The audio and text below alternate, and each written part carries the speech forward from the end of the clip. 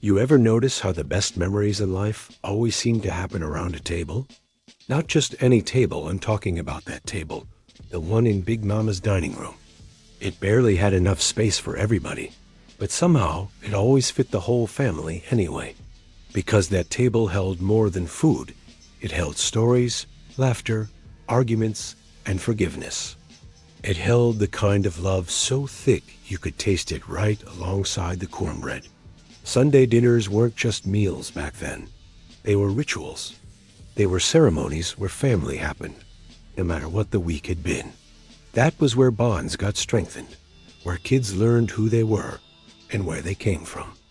It was the place where grown folks talked loud, kids tried to sneak extra dessert, and uncles argued about nothing. Today, I want to take you back to those dinners, the real ones from the old days. Back when black families gathered around tables that groaned under the weight of food and love. Sit with me for a while. Let me remind you of what we've lost, and why it mattered more than we ever realized. The preparation always started on Saturday night. Sunday dinner didn't just happen by accident. It was planned, prepared, and prayed over. After the house was cleaned and everybody had their baths, Mama would start her ritual. She'd pull out her recipes, most of them stored in her memory, some written on old index cards, stained with decades of grease and love. She'd open the icebox, check what she had, and make a list for the store first thing Sunday morning after church. The menu was predictable on purpose. Fried chicken, mac and cheese, greens, cornbread, the classics. But Mama always had that special touch that made her version taste different from anybody else's. Saturday night meant soaking beans, seasoning chicken, and leaving it in the icebox, and making pie crusts to chill overnight. The preparation was part of the ritual. This wasn't fast food. It wasn't something thrown together. It was intentional, thoughtful, and full of sacrifice. She'd spend hours cooking for the people she loved, and that love showed in every dish. After church was when magic happened. Church let out around 1, sometimes 2, if the spirit was really moving. Folks would linger outside, talking, making plans. Y'all coming to Mama's? What time? Soon as we change clothes. The invitation was always open, always understood. You'd rush home, still in your church clothes, but dying to get out of them. Those tight shoes came off first. That tie got loosened. That girdle got yanked off like it was on fire. You'd change into something comfortable, but still decent, because this was Sunday, not Saturday. Meanwhile, Mama was in the kitchen moving like a conductor, leading an orchestra. Pots on every burner, oven full, counters covered with dishes in various stages of completion. The smells would hit you when you walked in the house-fried chicken grease, sweet candied yams, that deep earthy smell of collard greens cooking down with ham hocks. She didn't need a timer. She knew by smell, by sound, by instinct when something was done. She'd been making these dishes since she was a girl, learned from her mama, who learned from hers. The table got set with care. Setting the table was serious business. The dining room, which stayed closed off most of the week to keep it clean, got opened up. The good tablecloth came out, the one saved for Sundays and holidays. Usually white or cream-colored, pressed until there wasn't a wrinkle to be found. Plates got set out, sometimes mismatched, because big families meant cobbled-together dish sets. Forks on the left, knives and spoons on the right, napkins folded just so. Glasses for sweet tea, the pitcher already sweating condensation because Mama made it strong enough to put hair on your chest and sweet enough to rot your teeth. The centerpiece might be fresh flowers if someone had a garden, or that bowl of fake fruit we talked about before. Didn't matter, it was about making things nice, showing respect for the meal and the people sharing it. Extra chairs got brought in from all over the house. Kitchen chairs, folding chairs, that old piano bench. The kids' card table got set up in the corner for the little ones, though they'd rather sit with the grown folks, and tried every Sunday to negotiate their way to the big table. The food lord, The food let me paint you this picture, because if you weren't there, you can't imagine. The table and the counter and the stove and every available surface covered in dishes. Fried chicken, the star of the show, piled high on a platter. Golden brown, crispy skin that shattered when you bit it. Meat so juicy it ran down your chin. Mama fried it in her big cast iron skillet, 3 or 4 pieces at a time, kept warm in the oven until everything else was ready. Mac and cheese, not the box kind, the real kind. Made with 3, 4 different cheeses, eggs to make it set up right, baked until the top was golden and slightly crispy. The inside creamy and rich, and you could see the cheese pull when somebody cut into it. Collard greens cooked for hours until they were tender, but still had some body. Pot liquor at the bottom, dark and rich, flavored with ham hocks or smoked turkey, onions, a little vinegar. Pepper sauce on the side for those who wanted extra kick. And some folks put sugar in theirs. We don't talk to those folks. Candied yams, sliced thick, swimming in butter and brown sugar and cinnamon. Topped with marshmallows that got toasted in the oven until they were golden and bubbling. Sweet enough to be dessert, but we ate them with dinner and nobody questioned it. Cornbread already talked about Mama's cast iron skillet cornbread.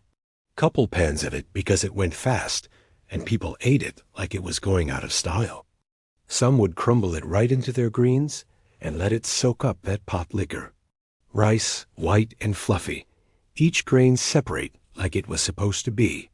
Sometimes yellow rice with a little turmeric and butter on the days. Mama felt fancy. Perfect for soaking up gravy and whatever else ended up on your plate. Green beans, cooked down Southern style with bacon and onions and a little bit of sugar. Not crisp tender like they make them now cooked, until they were soft and full of flavor. They absorbed every bit of seasoning and tasted like home in every bite. Potato salad, and everybody's mama made it different, which caused fierce debates.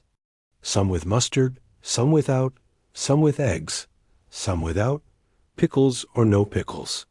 But all of them made with love and everybody's secret ingredient they wouldn't share. Baked chicken for those who didn't eat fried, smothered in gravy and onions. So tender it fell off the bone if you looked at it too hard.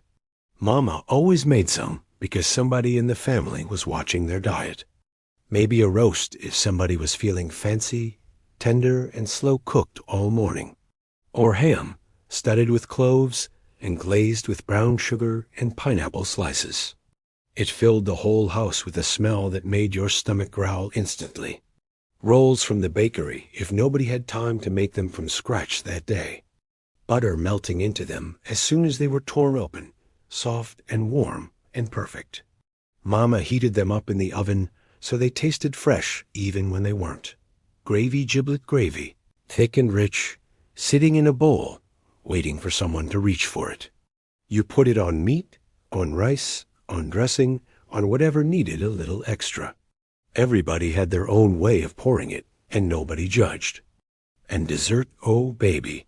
Dessert was a whole other table all by itself. Sweet potato pie, peach cobbler with a crust so buttery it melted on your tongue. Pound cake dense enough to fill you up in one slice. Banana pudding with vanilla wafers. Chess pie, lemon cake, whatever Auntie had time to make. Everyone had their role. This wasn't Mama doing everything alone, though she did most of it. This was family operation. Grandmama would come early, bring her contributions. She might make the potato salad because hers was the best and everyone knew it, or the greens because she had that magic touch. Your aunties would each bring something. Auntie Ruth always made the mac and cheese. Auntie Zhang brought desserts. She was the baker. Auntie Carol brought the rolls because she lived near the good bakery. The men would stand around outside, maybe fry the chicken if they were trusted with it, or man the grill if it was summer and somebody was doing ribs or burgers too. They'd drink beer, talk about sports or work, watch the kids play in the yard. The teenage girls would help set the table, watch the little ones, learn by observing. They were being trained. though they didn't know it then. Learning how to make these dishes, how to run a kitchen, how to feed a family. The teenage boys would be trying to sneak food before it was ready, getting their hands slapped, being put to work carrying heavy pots, or moving furniture to make room for everyone. When Granddaddy said grace, you listened finally, everything was ready. Everyone washed their hands. Mama inspected the kids' hands personally and gathered around. It was tight. Elbows bumped elbows. You could smell the person next to you's perfume or aftershave mixing with the food smells. But first grace. Granddaddy would stand at the head of the table, and everyone would bow their heads. Hold hands, get quiet. Even the babies seemed to sense this was important. His prayers weren't short. He thanked God for the food, for the hands that prepared it, for the family gathered, for health and strength, for jobs and provision, for the church, for the pastor, for the country, for folks who were sick, for folks who had passed on.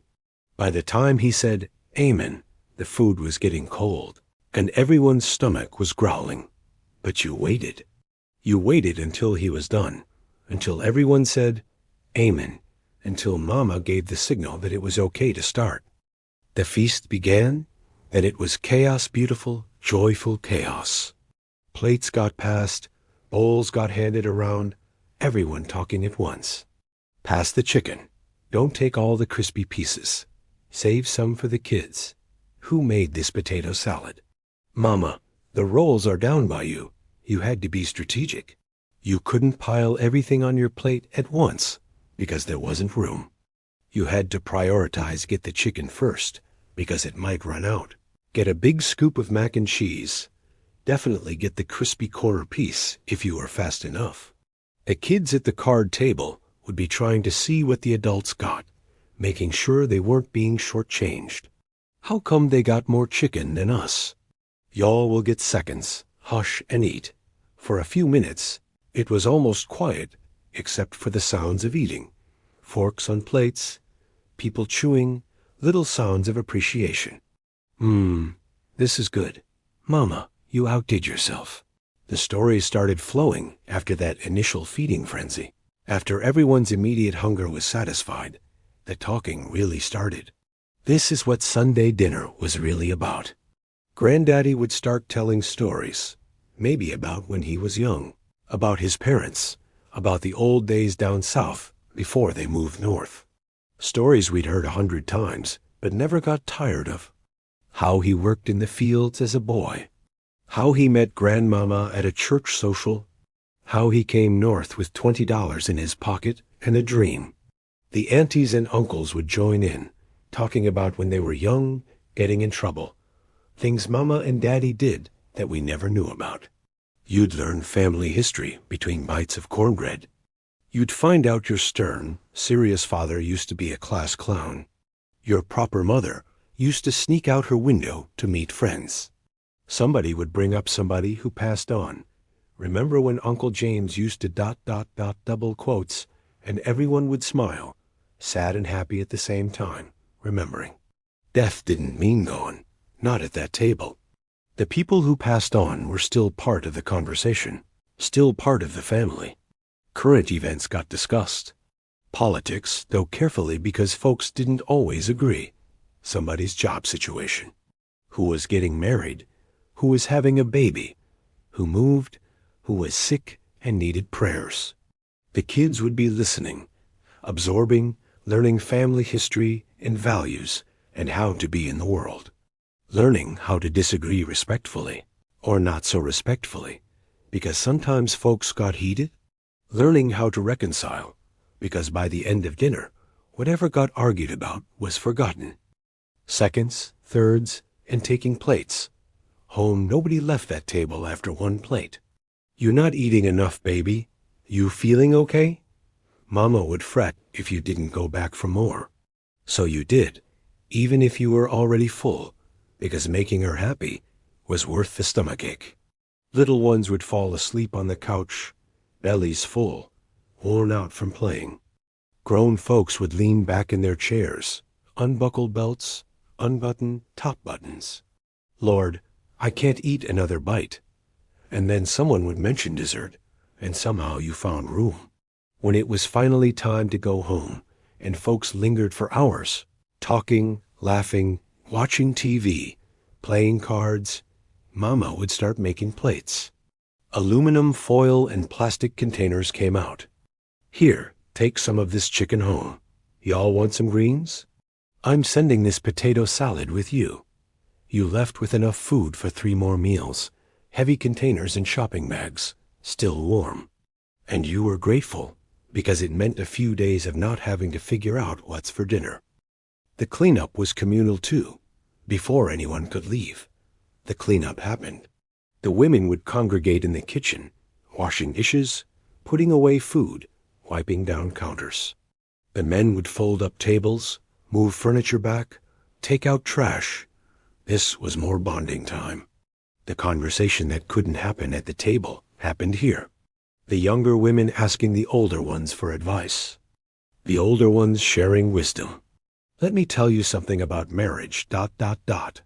When you have kids, remember ... double quotes. The dishwater would be hot enough to scald. Suds up to their elbows. Dish towels getting soaked. Leftovers got divided up. Who was taking what home? What would stay for Mama to have during the week? By the time the kitchen was clean, it was evening. The whole day gone. Given over to family, to fellowship, to food and love. What we lost when we lost this, these dinners started fading in the 80s and 90s. Families scattered, chasing jobs and opportunities. Sunday schedules got busier kids' sports, overtime work, church activities that ran all day. Fast food and takeout made cooking big meals seem like too much work. We gained convenience, but we lost something precious. We lost the passing down of recipes and techniques. We lost intergenerational connection. We lost those stories that taught us who we were. We lost the rhythm of gathering, of making space for family, of prioritizing time together over productivity. Kids today can't cook like Grandmama because they never stood in the kitchen watching her, learning by osmosis. They don't know family stories because there's no Sunday dinner table where those stories get told. They don't have the same bond with cousins because they didn't spend every Sunday playing together while the adults talked. And we lost the food itself. Nobody fries chicken like that anymore. Too much work, too unhealthy, too much oil to deal with. Mac and cheese comes from a box. Greens come pre-washed in a bag if they get eaten at all. We microwave plates individually instead of sitting down together. Why this matters now, I'm telling you about these Sunday dinners, not just for nostalgia though, there's that too. I'm telling you because something important happened at those tables. Something we need now more than ever. Those dinners created identity. You learned you were part of something bigger than yourself. A family, a history, a culture. You learned your place in that structure and your responsibility to it. Those dinners created security. No matter what happened during the week, you knew Sunday was coming. You knew you'd be surrounded by people who loved you, who'd feed you, who'd look out for you. Those dinners created values. You learned respect by watching how people treated Grandmama and Granddaddy. You learned generosity by watching Mama cook all day for everyone. You learned reconciliation by watching adults work through disagreements. You learned faith by watching Granddaddy pray. Those dinners created skills. You learned to cook by helping and watching. You learned to clean up after yourself. You learned social skills, how to talk to different generations, how to share, how to wait your turn. Most importantly, those dinners created love, tangible, edible love. Every dish prepared was an act of love. Every hour spent cooking was love. The table set with care was love. The stories shared were love. The plates sent home were love. Some folks still do this now. Don't get me wrong. I'm not saying nobody has family dinners anymore. Some families kept the tradition alive. Some young people are reviving it, recognizing what was lost and trying to reclaim it. But it's harder now. Families are spread across states, across countries. Work schedules are unpredictable. Nobody has time to cook all day Saturday and Sunday. And honestly, nobody knows how to make half these dishes anymore because the recipes died with the grandmamas who held them in their heads. But for those of you who still do this, who still gather your family around a table on Sundays or holidays or whenever you can keep doing it, you're doing sacred work. You're keeping something alive that matters. For those of you who lost this tradition, maybe it's time to bring it back. It doesn't have to be every Sunday. It doesn't have to be as elaborate. It doesn't have to be perfect. But maybe once a month, gather your people. Cook some food, even if it's just 1 or 2 dishes, even if you order the rest. Sit down together. Put the phones away. Talk, listen, share stories. Let the kids hear about where they came from. Let the elders feel valued and remembered. The table is still calling somewhere in your memory. If you're old enough, that table is still there. Still loaded with food. Still surrounded by faces you loved. Some still here, some gone on. Still holding space for you, always room for one more. Always enough food to go around. That table was holy ground. It was where we came together, where we remembered who we were, where we drew strength for the week ahead. It was where love was made manifest in fried chicken and mac and cheese, in stories and laughter, in the simple act of making time for each other. We can't go back to those exact days. Times change, life moves on. But we can remember. And in remembering, maybe we can reclaim some of what was lost. Maybe we can create new versions of those Sunday dinners, adapted from modern life, but holding on to what mattered most. Because at the end of the day, what mattered wasn't the food, though the food was good. What mattered was the gathering, the love, the connection, the belonging. And that's something worth passing down.